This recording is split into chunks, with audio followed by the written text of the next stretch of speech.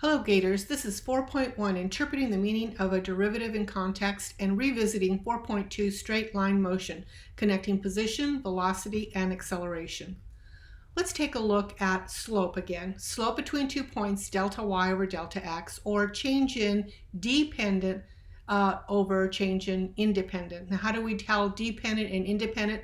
Well, the function notation will tell us really easily because the input is the independent variable, so that's the unit for x, and the f, whatever the unit is for f, that will be the dependent variable. So y values for the numerator, x values for the denominator. Let's revisit what a derivative means when it's greater than 0. When it's greater than 0, it's positive, and we're being told that the slope of the tangent line is positive. So we can see this curve as increasing. Whereas a derivative being negative means it's decreasing, and you can see over here where this derivative is a negative value and it shows that the curve is going down. Mr. Sullivan wants Mr. Brust to finish creating his packets in Algebra 2. The number of packets Mr. Brust has completed is modeled by P of W, where W is measured in weeks. So let's interpret P of 10 equals 1. In the context of this problem, we can say after 10 weeks, Mr. B has completed 1 packet. This is the value of the function. Now, the second one is a derivative, and in a derivative, we are taking a look at a rate of change. And so the best way to write this is, on the 39th week, Mr. B is making packets at a rate of 4 packets per week. Now, this is an instantaneous rate of change, but in the context of an AP question, they're looking for you saying a rate, recognizing that you understand this is a rate of change. You can just say rate, you don't have to say rate of change. Let's take a look at this problem. The rate at which Mr. Kelly is buying baseball cards per year is modeled by B of t, where t is measured in years. Let's be very careful about this. This function is already a rate. And if it's already a rate, the context of the problem, what 3 is and what 150 determine, is dependent on your interpretation of what B of t is. So let's go ahead and write it this way. On the 3rd year, Mr. Kelly is buying cards at a rate of 150 cards per year.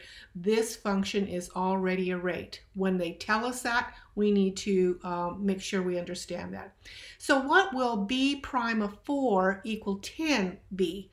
Remember that it represents the change in B, and B is already a rate of change. So this will also be a rate of change for a rate of change. How will we write that? We'll say on the 4th year, the rate at which Mr. Kelly is buying baseball cards is increasing because it's positive. The derivative is positive, so it's increasing at a rate of 10 cards per year per year.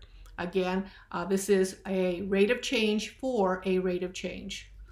Let's go ahead and revisit position, velocity, and acceleration. Let's take a look at all those terms. Position, velocity, acceleration. Initial position is when t is equal to 0.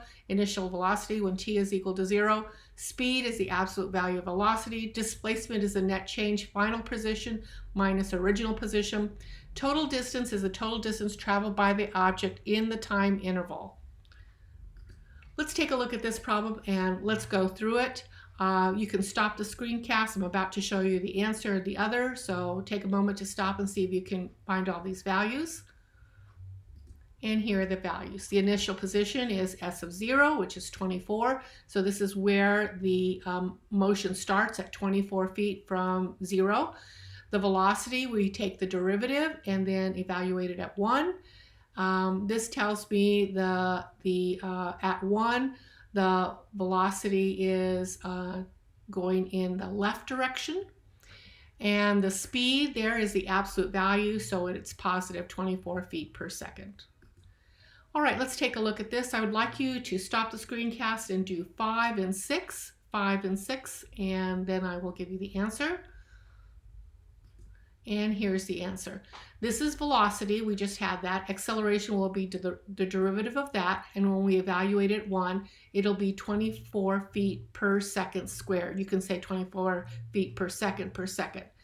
When is the object at rest? Well, the object is at rest when velocity is equal to 0. So we're going to set the velocity equation equal to 0.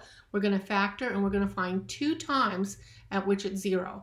I want to introduce what we call a velocity sign chart. This is a number line. I put 0, I put 1 and 2, and at 0 I have indicated the velocity is 0, and at 3/2 I've indicated the velocity is 0. I am going to use this number 1 right here, and I'm going to put 1 right into here and into here. Now when I do that, putting 1 in, this is going to be a positive value, and when I put 1 in here, this will be 2 minus 3, which will be a negative value. A positive value times a negative value will be a negative value. So in this interval, it is negative, meaning it's moving to the left. This is a left movement. Now the particle stops, and let's see what happens at 2. When I put 2 into here, I'm going to have a positive value. And when I put 2 in here, 2 times 2 is 4. 4 take away 3 is 1. And this is also a positive value. Positive times positive will be positive. So this particle is moving to the right. Now this sign chart will help me answer these questions right here. So now, when is the object moving to the right? Well, it's moving to the right when t is greater than 3/2. Now, when is the object moving to the left? When t is between 0 and 3/2. In that interval, it is negative and it's moving to the left. Let's take a look at these last questions. When is the velocity of the object 54 feet per second? I take the velocity equation, I set it equal to 54, and then bring everything to one side. At this point, I had to use my calculator. I went ahead and graphed it and found the zeros were here. Now, we don't want a negative value here, so the only time at which it's 54 will be at 2.049 seconds. It's important that you realize that when you're doing rounding in AP Calculus, it must be rounded to 3 decimal places. That's a requirement on the test. What is the displacement of the object between t equal to 0 and 2? So s of 2 minus s of 0. I went ahead and used my calculator, substituted those values, and I got negative 16.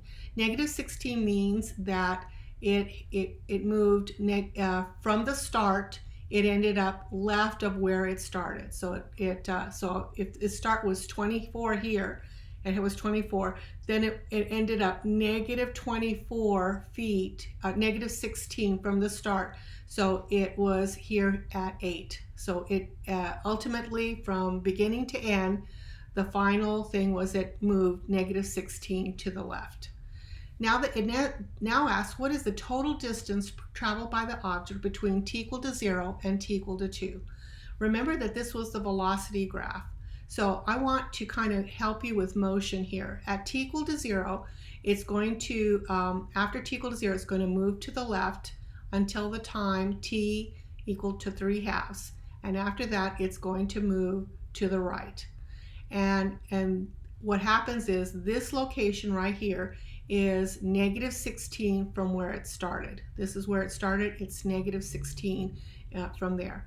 We would like to find the total distance, which means I have to take the distance from here to here and add it to the distance from here to here. And that'll tell me my actual walking path. How much was really walked in that. So I'm going to take the displacement from 3/2 to 0, and I make an absolute value because I want to make sure I find the distance. I don't care to find the displacement. I want a distance, so that's 24. And then I take the displacement from 2 and 3/2 from that turning point, and I find that distance is 5, and I add those two distances. So the particle went 21 back, 5 forward, and so it traveled 26 altogether. And this is the end of the screencast.